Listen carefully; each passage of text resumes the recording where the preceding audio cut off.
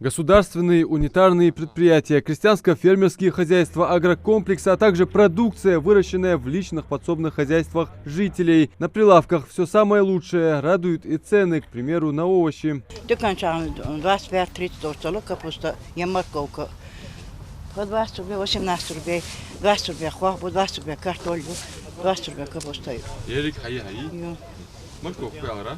25 надо морковку, А квартал картофель местный.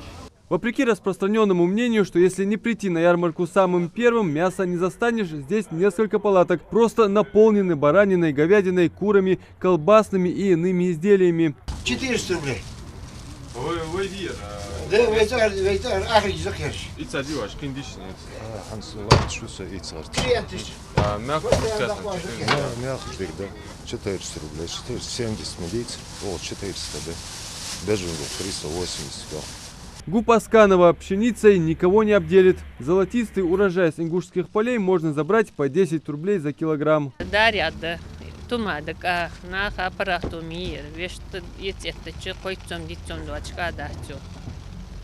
А ошерка может Дикхамдё. Фрукты, соленья, варенье, мед самый разный. Представлена здесь и молочная продукция: сыр, топленое масло, молоко. У нас кизлярское масло, очень вкусное, свежее всегда привозим, люди довольны. Все приходят сюда к нам за маслом, 700 рублей килограмм, на рынке 780. Богатый ассортимент продукции, оптимальные цены, к тому же установившаяся солнечная погода. Все располагает к тому, чтобы хорошенько закупиться.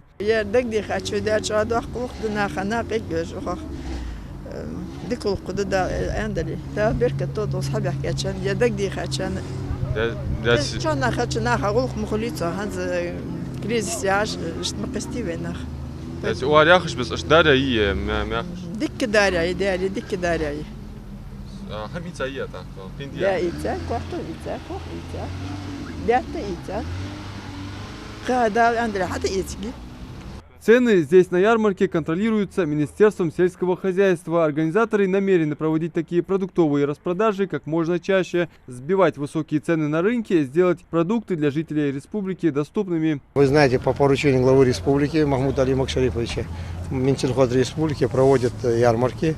Это очередная ярмарка, мы ее проводим именно здесь, потому что здесь как бы место поудобнее.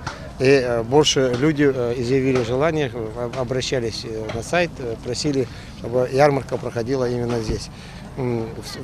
Ярмарки проводятся каждую субботу. Как вы видите, продукция представлена всеми товаропроизводителями республики. Тут и ГУПы, и крестьянские фермерские хозяйства, и личные подсобные хозяйства, хлебозавод, сад-гигант Ингушетии. Ну так, люди, вот начало у нас 9 часов, уже люди подходят, начинается, ярмарка начинается. К сведению для жителей республики, следующая ярмарка тоже пройдет в Магасе ровно через неделю. Адам Мережков, Ахмед Горбаков, Новости 24.